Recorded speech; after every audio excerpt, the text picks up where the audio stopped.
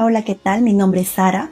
Bueno, yo llegué acá por redes sociales con dolor de cuello, en la parte del pecho, la mandíbula, no podía descansar bien. He estado recurriendo a varios lugares para mis tratamientos, pero bueno, me relajaban un poco, pero no veía mayores resultados.